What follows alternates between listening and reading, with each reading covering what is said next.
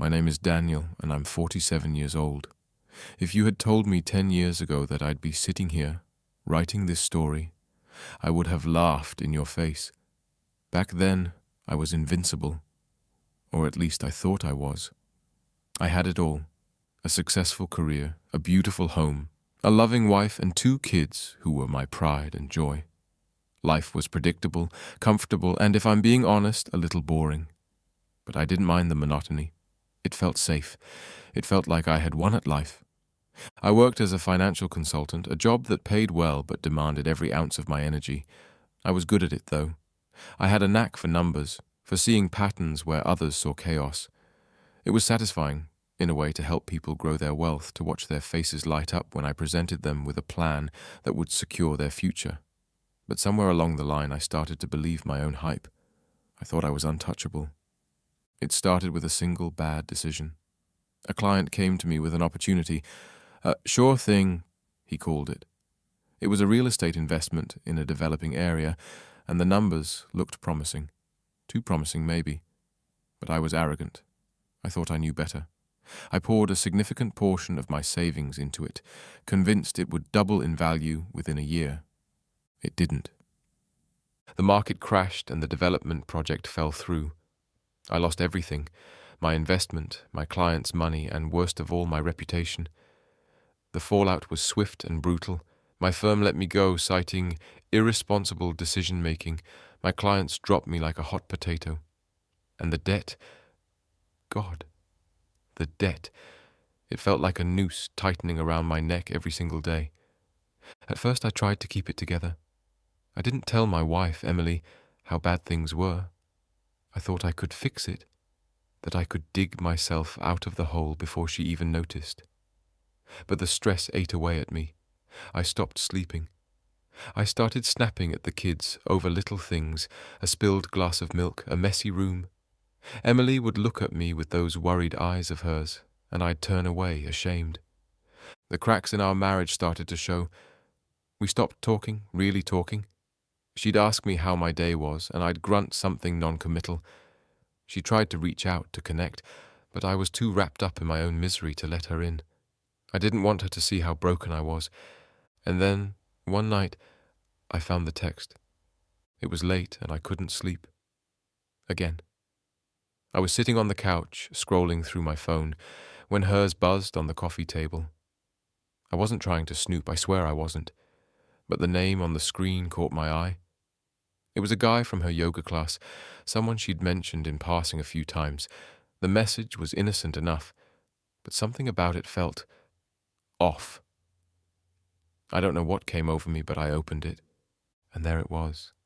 The messages went back months, flirty banter, inside jokes, plans to meet up.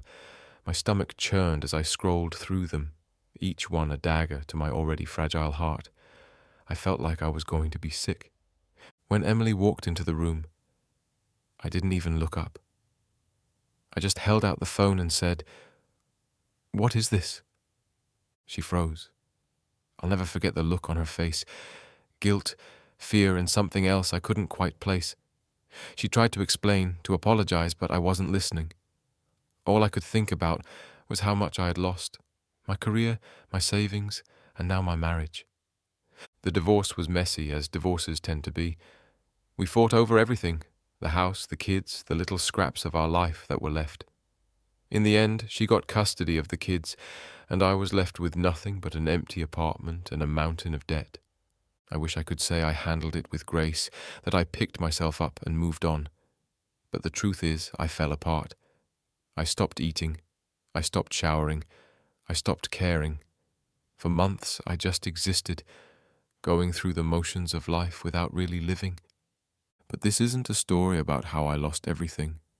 It's a story about how I found myself. And it all started with a single moment, a moment so dark, so hopeless, that it forced me to confront the person I had become. The days blurred together after the divorce. I'd wake up in my tiny, lifeless apartment, the sunlight streaming through the blinds I never bothered to close, and just lie there. The bed felt too big, too empty, even though I was the only one in it. I'd stare at the ceiling, counting the cracks, wondering how I'd gotten here. How had I gone from being a man who had it all to someone who couldn't even muster the energy to get out of bed? I stopped answering my phone. My friends stopped calling after a while, and I couldn't blame them. What could they say to me? Sorry your life fell apart, Dan. Want to grab a beer? No, thank you. I didn't want their pity. I didn't want anything, really. The worst part was the silence. For years, my life had been filled with noise. The laughter of my kids, the hum of the TV in the background, Emily's voice as she told me about her day. Now there was nothing. Just the sound of my own breathing, shallow and uneven, and the occasional creak of the floorboards as I shuffled from the bed to the couch and back again. I tried to distract myself, to fill the void with something, anything. I turned on the TV, but every show reminded me of the life I'd lost. A commercial for a family vacation? That was supposed to be us this summer. A sitcom with a bickering but loving couple. That used to be us too. I turned it off and sat in the silence again.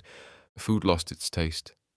I'd order takeout because it was easier than cooking, but I'd take a few bites and push it away. My clothes started to hang off me, loose and shapeless, like they belonged to someone else. Maybe they did. I didn't recognize the man in the mirror anymore. His eyes were hollow, his face gaunt. He looked like a ghost. The nights were the hardest. That's when the thoughts would come, unbidden and unrelenting. I'd lie in the dark, staring at the shadows on the wall, and replay every mistake I'd ever made. The bad investment, the lies I'd told Emily to cover up how bad things were, the way I'd pushed her away when she tried to help. I'd squeeze my eyes shut, trying to block it out, but the memories just kept coming. Like a flood I couldn't stop. One night it got to be too much. I don't know what set me off. Maybe it was a song on the radio or a photo that popped up on my phone. But suddenly, I was sobbing. Great, heaving sobs that shook my whole body. I curled up on the floor, clutching a pillow to my chest, and let it all out. The grief, the anger, the shame. It felt like I was being torn apart from the inside. When the tears finally stopped, I felt empty, hollowed out. I sat there for what felt like hours, staring at the wall, until a single thought cut through the fog. I can't do this anymore. It wasn't a dramatic realization. There was no lightning bolt, no epiphany, just a quiet, desperate acknowledgement that something had to change. I couldn't keep living like this, half dead, half alive, just going through the motions. I didn't know what to do, but I knew I had to do something. The next morning, I forced myself to get out of bed. I showered for the first time in days, the hot water scalding my skin, and put on clean clothes. I didn't know where I was going or what I was doing, but I knew I couldn't stay in that apartment any longer. I ended up at a park near my old neighborhood. It was a crisp autumn day, the kind where the air smells like fallen leaves and the sky is a brilliant, cloudless blue. I sat on a bench and watched the world go by. A couple walking their dog, a group of kids playing soccer, an old man feeding the pigeons. For the first time in months, I felt something other than numbness. It was small, just a flicker, but it was there. I didn't know it then, but that day was the beginning of something. The first step on a long, painful, and ultimately transformative journey. It wasn't easy, and there were times when I wanted to give up, but I kept going, one foot in front of the other, one day at a time. Because the truth is, rock bottom isn't the end. It's just the beginning. I didn't wake up one day and decide to fix my life. It wasn't that simple. Healing isn't a straight line. It's a messy, uneven path full of setbacks and small victories. For me, it started with tiny, almost imperceptible changes. The first was therapy. I'd always been skeptical of it, to be honest. I thought it was for people who couldn't handle their own problems, and I'd always prided myself on being strong, self-reliant. But sitting on that park bench, watching the world go by, I realized I wasn't strong anymore. I was broken. And if I didn't do something about it, I'd stay that way forever. Finding a therapist wasn't easy. I Googled therapist near me and stared at the list of names and faces, feeling overwhelmed. How was I supposed to choose? What if I picked the wrong one? What if they judged me? But I forced myself to make an appointment, and when the day came, I almost didn't go. I sat in my car outside the office for 20 minutes, my hands gripping the steering wheel, before I finally mustered the courage to walk in. Dr. Patel was kind, but no nonsense. She didn't coddle me or tell me everything would be okay. Instead, she asked questions, hard questions, that made me confront things I'd been avoiding. "What do you think went wrong in your marriage?" she asked during our first session. I shrugged. "I don't know. I guess we just grew apart." She raised an eyebrow. "That's a safe answer. Try again." I hesitated. I wasn't there for her. Not really.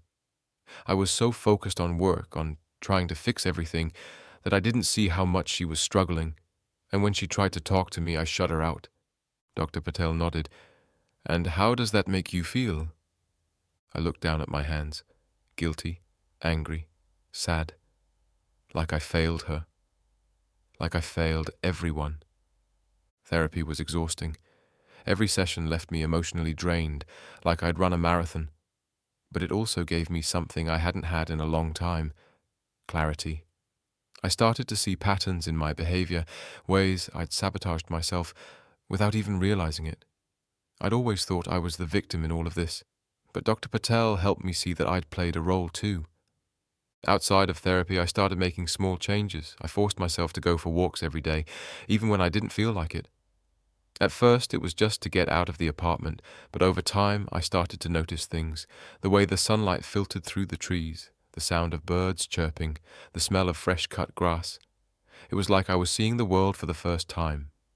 I also started journaling. Dr. Patel suggested it as a way to process my thoughts, and at first I resisted. Writing felt too vulnerable, too exposing. But one night, when I couldn't sleep, I picked up a notebook and started writing. I didn't plan what to say. I just let the words flow. I miss my kids. I miss the way Emily used to laugh. I miss the person I used to be. It was messy and raw, but it helped. For the first time in months, I felt like I was releasing some of the pain I'd been carrying around.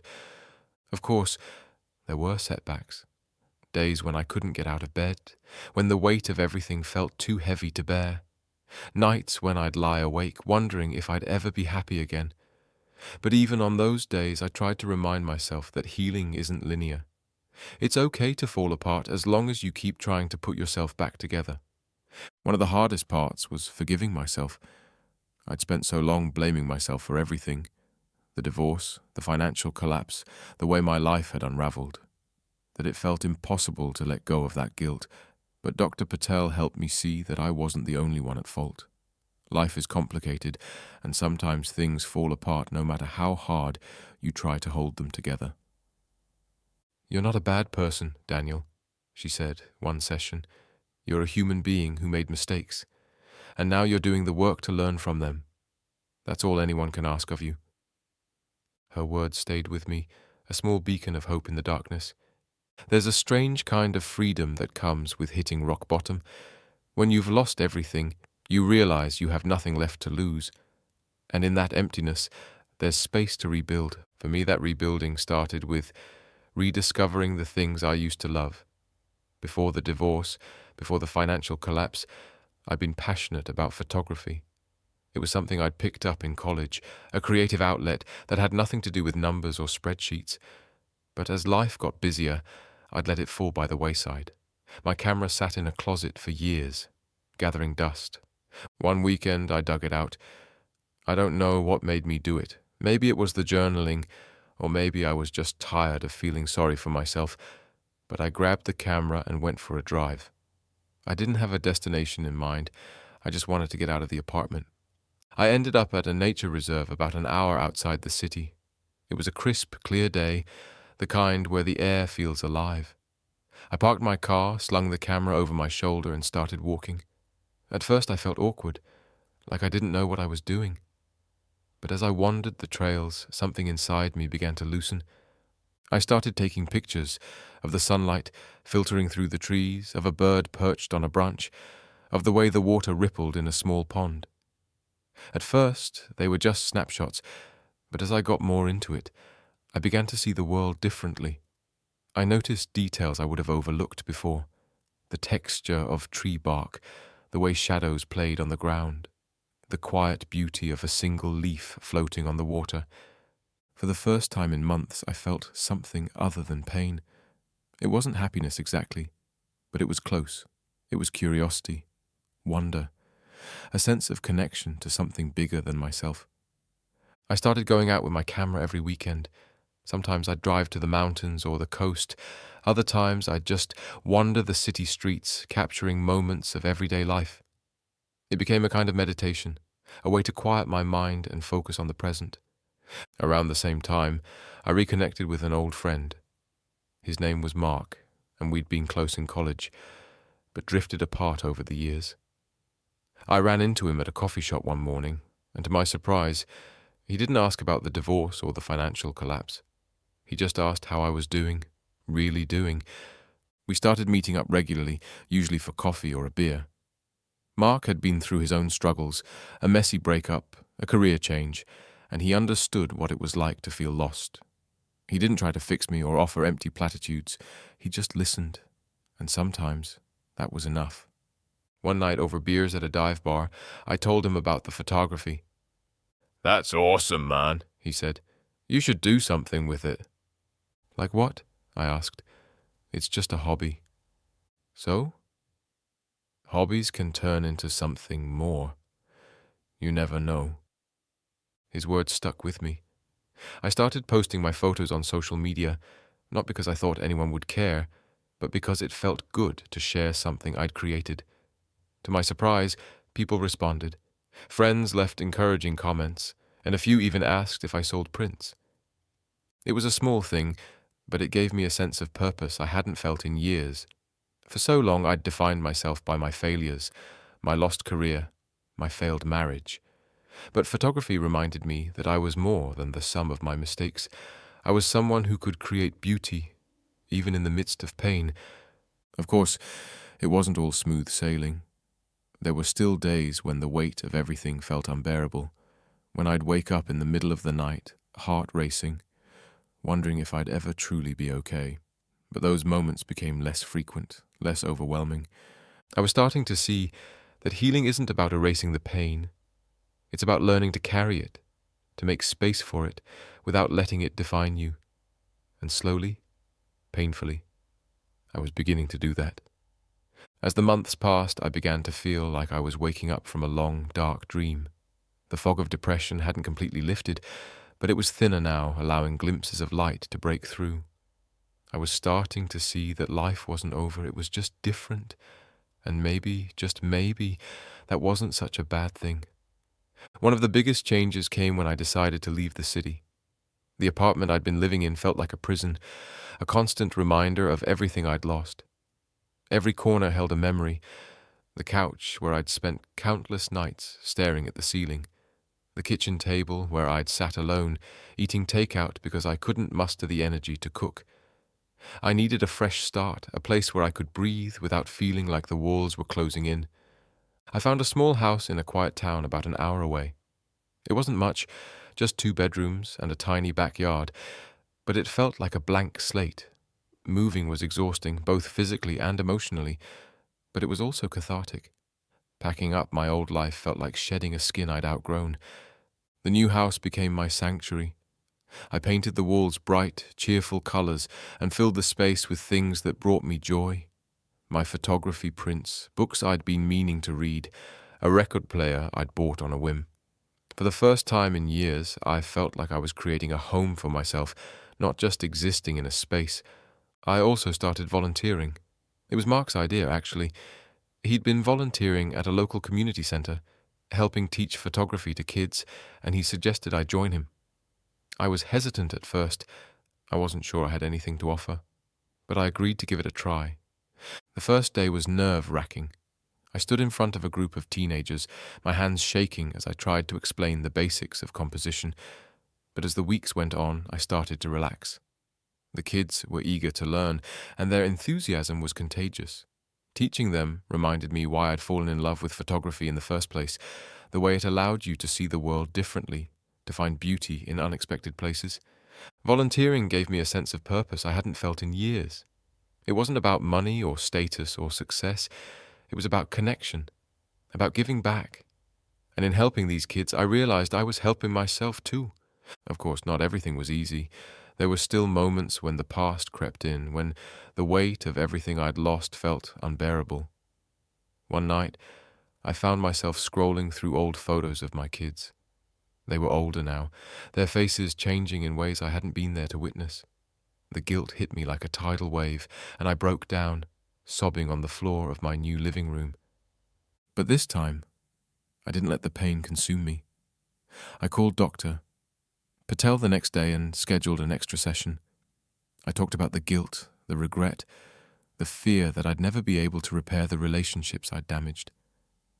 "You can't change the past," she said, "but you can choose how you move forward. Have you thought about reaching out to your kids?" I had, of course. I'd thought about it 1,000 times, but the idea terrified me. What if they didn't want to see me? What if they were angry, resentful? What if I'd already lost them for good? "It's okay to be scared," Dr. Patel said, "but you'll never know unless you try." It took me weeks to work up the courage, but I finally sent my daughter, Lily, a text.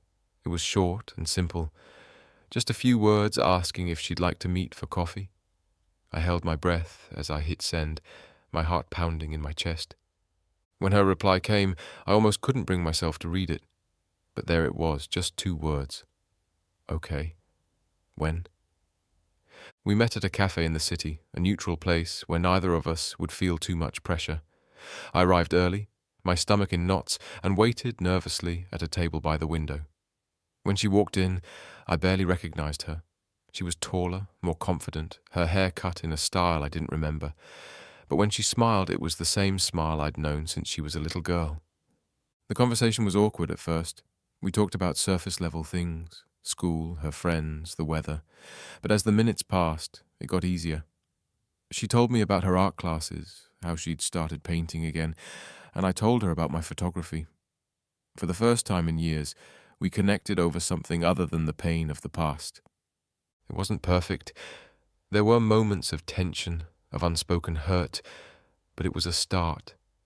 And for the first time in a long time, I felt a flicker of hope, not just for my relationship with Lily, but for my future.